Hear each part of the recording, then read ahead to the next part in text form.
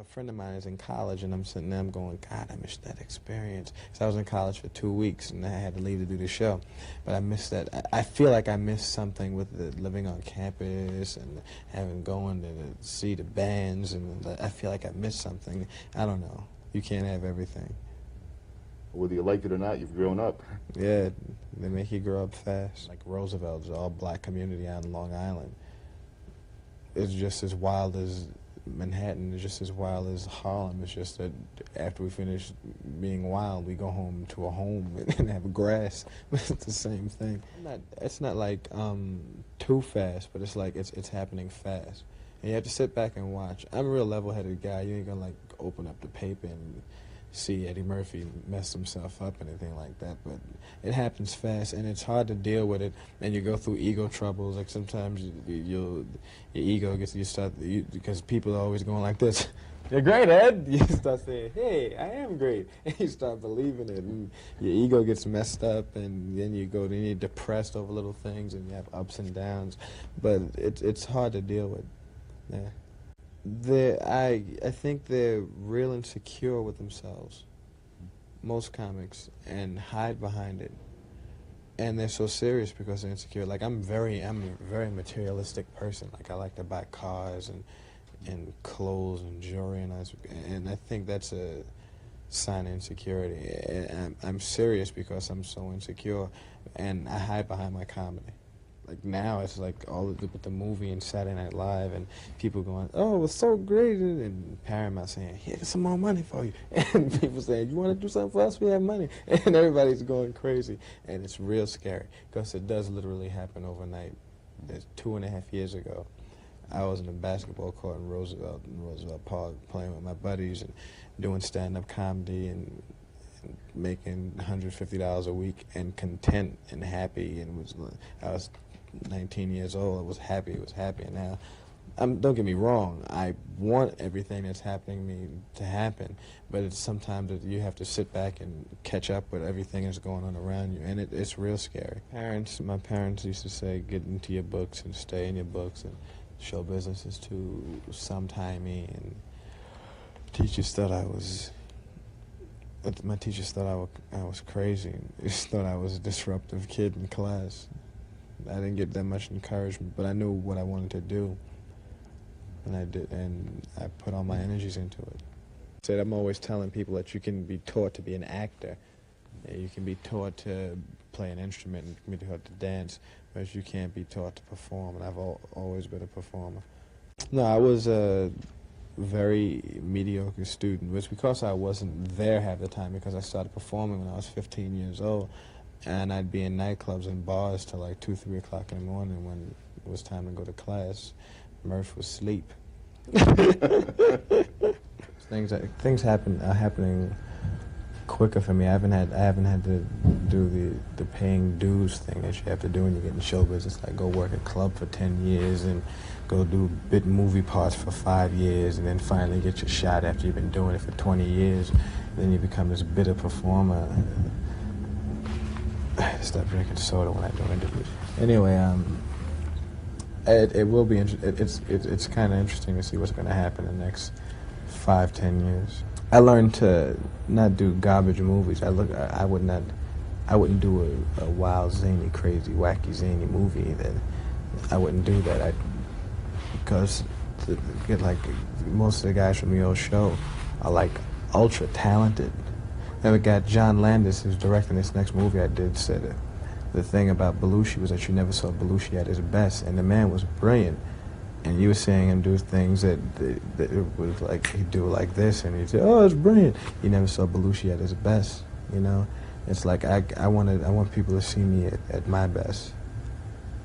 There are a lot of restrictions on the show. I'm leaving the show in May. Because it doesn't have much to do with personalities. It's just the simple fact that there are restrictions, and there's not much you can do on television. My idea of what's funny, I can't project it the right way on television. It's like the censors won't let me do a lot of things I think is funny, so I have to do movies. I went to the comic strip, and they gave me more freedom on the stage. Like the improv tried to like say, you can't do this, you can't do that. And I went to the comic strip in Manhattan, and they said, do whatever you want to do, just be funny. So my act started to grow on the stage there, and I started working out in clubs on the island. I became a working comic by the time I was like 18 years old. And then at 19, they gave me this show and ruined all that for me. And now I'm all messed up. Let me ask you about acting. And about blacks in Hollywood. I don't know if you've been asked this yet today. There are no blacks in it. That's what I was going to ask you. Good. Me and Rich. That's true.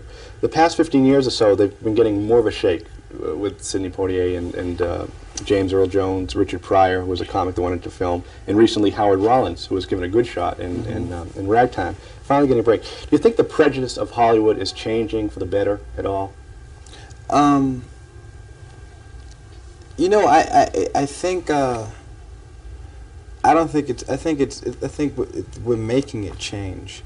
I don't think there's some big guy in Hollywood sitting behind a desk that said, "Let's give this young Negro Eddie Murphy a shot at making a movie." I think you have to make change yourself, and I think they're seeing that there is a market for black talent. Pryor is proving that there's a market for black talent. In the '70s, nobody was no black performers outside of like black exploitation movies.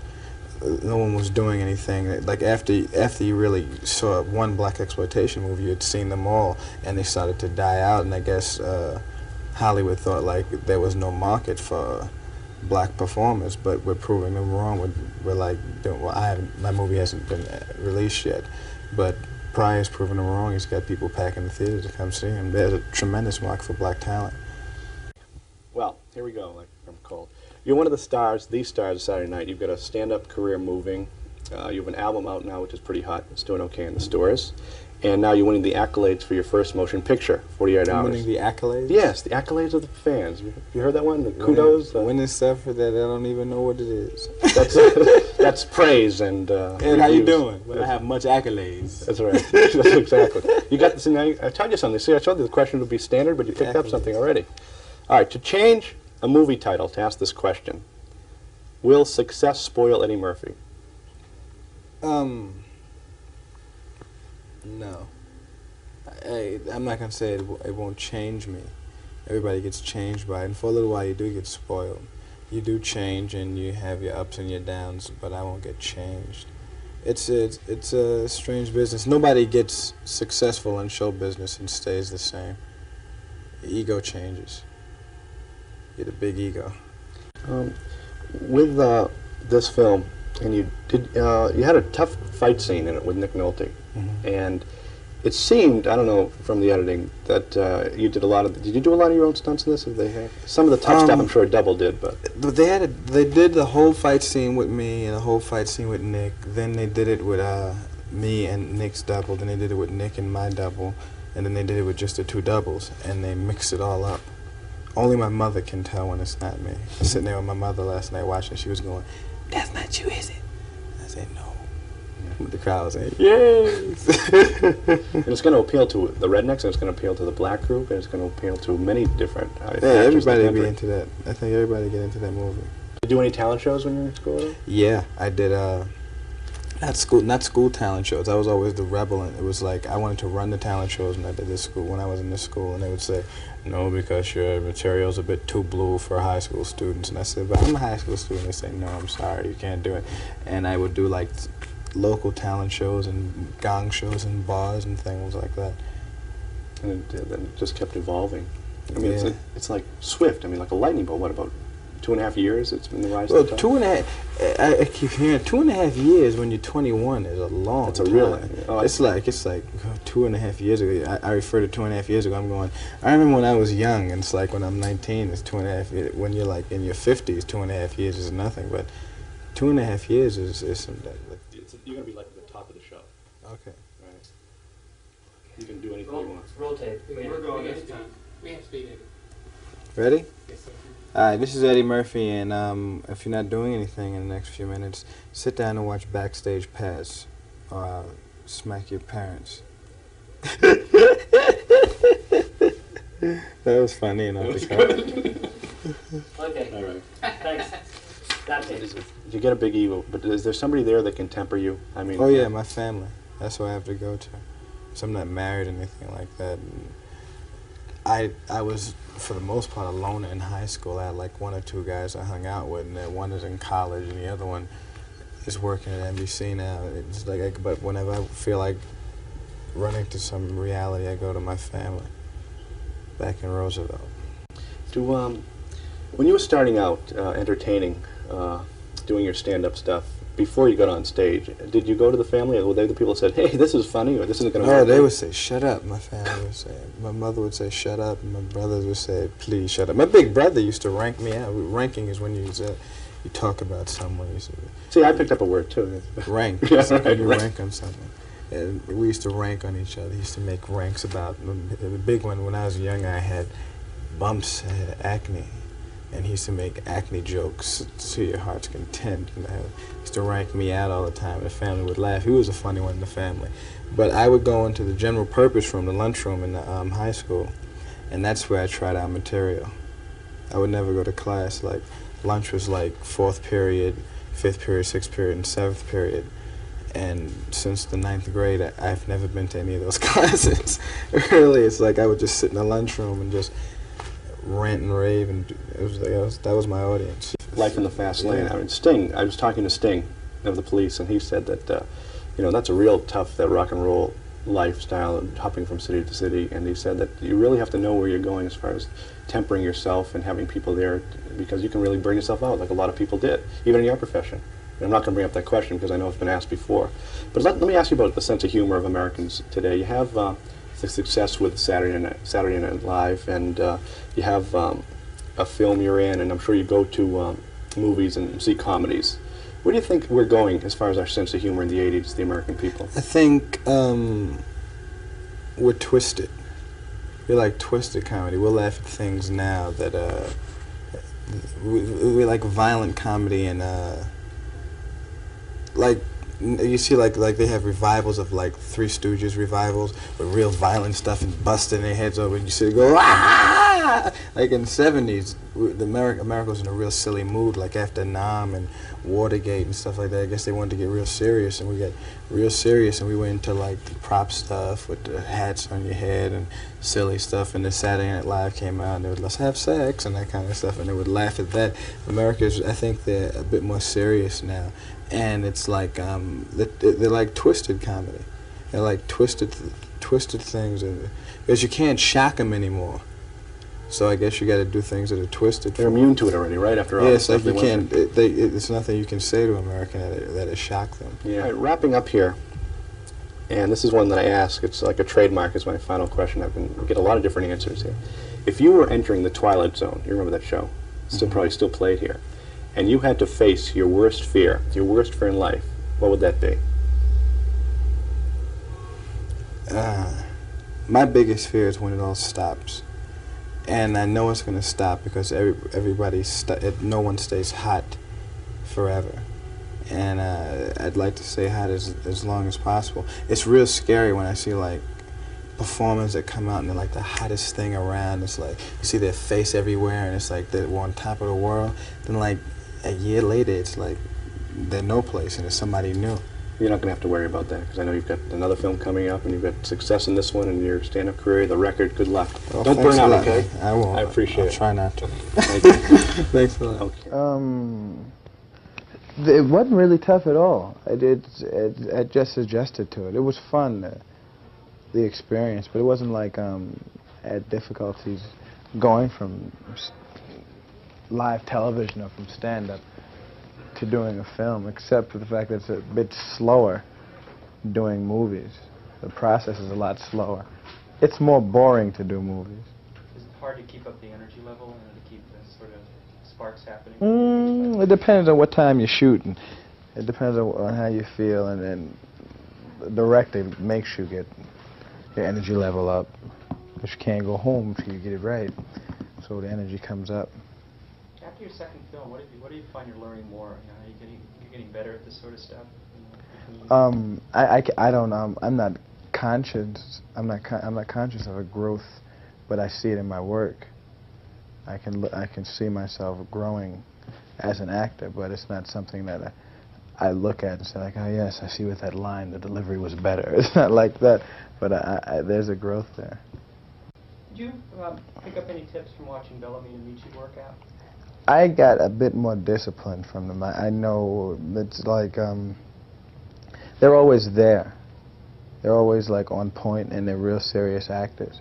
And I think I'm starting to take acting a bit more seriously now and watch those guys. They're old pros, man. I used to sit and just watch them and just stare at Amici and Bellamy because they're so professional. How would you define that kind of professionalism? What is it about their stuff that you'd like to get more of? They don't let what's going on around them affect them. Like, I'll moan about something. If something's bothering me, I say, like, how come it's cold in my room? Amici and Bellamy, like, they'll moan after you finish shooting, but they won't let something that happened early in the day affect their work. You know, I guess that comes in with discipline and working and being a good actor. Sort of switch gears a little bit here. About, say, 10 years ago, if you'd imagine being a movie star and everything else, what part of it's better than you thought it was ever going to be, and what part of it is more of a drag than you ever thought it was going to be? Well, it's everything I dreamed it would be. And I always thought it would be like a rush to like I thought it would always be fun to like be in restaurants and have people bother you while you're in a restaurant saying, please, please. I always thought that would be like fun. That's not fun. Sometimes you want some time to yourself. I like people like saying hi to me and asking for autographs and all that and letting me know they appreciate my work, but sometimes you just want to be by yourself, be human. What do you like to do when you're off? What's your... Just drive around, sit around the house, eat, go dancing and chase women with big butts. What do you think? How would you just put? Is that it? Is that tasty cake? How would you define big butts, Eddie? What is it? That's it? That's it. That's a little fascinating. After, do you think you're going to ever... Do you want to break away from kind of the characters you've played in the last two films? You've sort of been the cool dude in that. You sort of played that character. I wasn't really a cool... Did you see Trading Places? Yeah, you were cool. Well, it was nothing like 48 Hours. The character was nothing like... I don't even think that you can compare the two. I'm never going to do a serious movie or anything like that. And I'll never do like an idiot movie where I'm like this real bigger-than-life jerk character, maybe, but I don't know. Maybe... Do you think I was cool in Trading Places? Yeah, maybe pretty cool. Well, I guess so, maybe. I don't know. How was working with Aykroyd as opposed to Nick Nolte? Was there a difference in the two of them? They're both very different characters. Yes, they're very different. Very different, but they're both as professional as each other. They're both always there for you when you're acting with the eyes. Both real good actors. Did you think being a comedian in any way, you know, Nolte's done a lot more, you know, just drama? Me and Danny related more. Like, I could talk to Danny a little easier than Nick. Because me and Nick were like, I mean, we're friends on it, but we're like cut from two exact different stones. He's like this old cowboy, big, burly blonde, and I'm this... It's just like 48 Hours for real. That's what it's like, and the characters are really like that, yeah. I write all of my own stuff. But me, I think comedy is an extension of yourself. When you do stand-up, you go up and you're saying what you're about and what you think about something. So a person couldn't come and give me something. Somebody can give me an idea about something, I'm not saying, but as far as like writing a bit, I know where my head is at, and someone can't come and like give me something that happened to them and me like make it funny, because it's funniest when you know it. As befits a singularly successful young man, Eddie Murphy cruised into town by limousine for his first meeting with the British press. Eddie Murphy apparently likes cars and clothes and girls, not necessarily in that order. and he emerged on a damp Sunday afternoon, dapperly turned out with fiancée in tow. Murphy wasn't saying much. He was apparently suffering from food poisoning after the flight from the States, but his business manager was on hand as chaperone. The photo call was at Bow Street Police Station. The reason Murphy's new film is a cop movie. Murphy comes from Long Island. He was born in Brooklyn, the son of a New York policeman. And he started out as a teenager in stand-up comedy at $25 a night. 5 years later, he's a brashly self-assured film star and presumably a millionaire.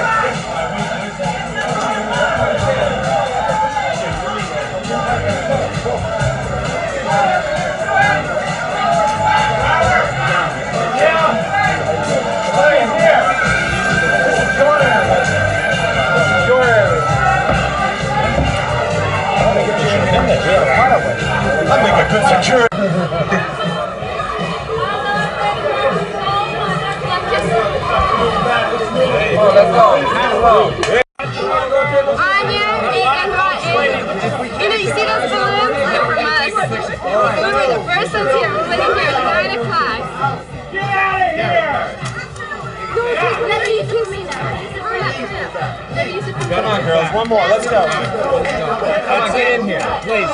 There are other people. That's it. Look, no, your girlfriend's walked away. There are other people. Stand over this way. I got big feet, but I know you're still not big, right? And she's high. You ain't gonna say nothing. You got big feet? Yeah, you said like women with big feet. This is to the lady with the perfect small feet. Okay. What's your name? Yolanda. I tried to grab you when you was in Constitution Hall with your body. Push you away. Can I have just one? Just one, please. Since I can't have it because I had a perfect feet. Okay, honey. Okay, honey. All right. Yeah, man. Thanks. Okay, thank you.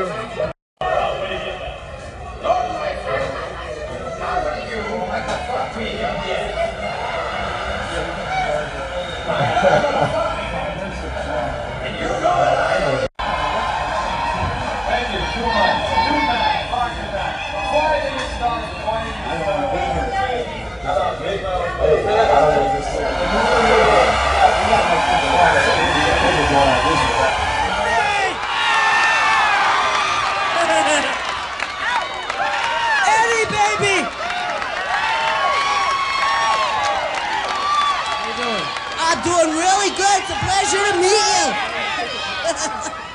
Yeah. Eddie tonight has a black brocaded jacket and a diamond necklace that says E.M. Can you get in close on that necklace? Me and Eddie up in the tree. Thanks a million for coming. Thanks for having me. I'm looking forward to the movie. Okay, thanks. Be sure to sit next to Mr. T, okay? I don't want to make it ever sound that I'm glad to get out of horror movies, because it's wrong. I'm glad I've had a chance to now do something else. I've wanted to. Yes, I'm glad, but I don't want it to sound like I hated doing the horror movies. I really enjoyed them. It was the best time. I was young and it was fun and it was great. So yes, it was nice to get an opportunity to do something like this, absolutely, but I still enjoyed those two. How would you describe your character in Trading Places? Ophelia she's a prostitute. She sells her body for money. She's great in a lot of ways, but I like her especially because she's young and knows exactly what she wants. It's nice to play someone whose sensibilities and everything is set up from the beginning. I know she is 24 and she wants to retire at 27 with a lot of money. She knows how she wants to get it. And I think that's great. This film reminded me a lot of the Preston Sturges, the earlier movie comedies. Are there any of those sort of films? Do you have any your favorites of the old movie comedies? Anything that you sort of saw kind of got you in the feel of the film before you? No, I would have liked. I should have actually checked out some of them because I might have been able to do some more things with my character had I, seen how they were done then. There wasn't a lot of time before. I like old kind of movies like Philadelphia Story and movies like those which were not as... I'm not a big shtick humor person. I like real subtle stuff that you kind of realized that it was funny minutes after it was said, and then you start laughing later, and you go, I can't believe I missed that. It was, very subtle stuff that you sort of just slip in there. Are there a lot of films like that being made these days? None. No, this was subtle, this movie. Trading Places, I think, was subtle. Compared to what most people's studios would like you to make. I think that the success of Porky's and movies like that, where it's just blatant, it takes no mind work, nothing, it's just out there. And I think it's sort of dulled some of the people's senses, and they want to just put it out there. They just want, I'm sure that there's probably one person who said, listen, I'd rather just have Eddie Murphy tell jokes for an hour, but it's so much nicer to see him playing a real character and seeing Danny play a real character and see a real story, that you get involved in the story and you get involved in the people, and so that when you leave you feel like you've really had an experience, and you really, the good guys win, the bad guys get, in trouble, everybody ends up happy. It's nice.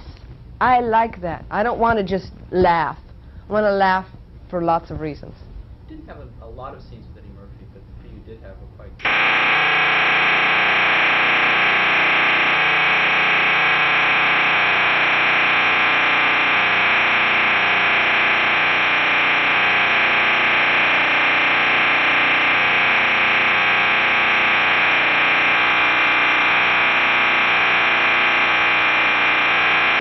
Real giving. Real patient, sits real quietly when he's not working. He's actually quite shy when he's not doing it. He comes out with little zingers once in a while, but he's really quite shy. What is it about him? I mean, there's something about him that's very likable. Do you know what that quality is? His laugh when he goes, yeah, when he does that, he's so funny. I don't know, I think the fact that he is young and he is, in a way, vulnerable like that, I think he's great. I gotta know, were you, when Psycho 2 was casting, did you get, were you asked to do that, or was that bandied about now? There was some discussion of me doing Psycho 2 very early on, and I was I would have loved to have worked with Tony Perkins, but I think it would have been pretty much suicide for me, because I've been trying to get out of the umbrella of my parents' name and out of the umbrella of horror films a little bit, and I think it would have been sort of like, it would have been quick rain showers. I would have just pulled those umbrellas down over me immediately by doing a movie that my mom had made famous and was a horror film. King of Hysteria, I guess I'm getting that. That's it? This is it. That is it. Rock and roll has just died.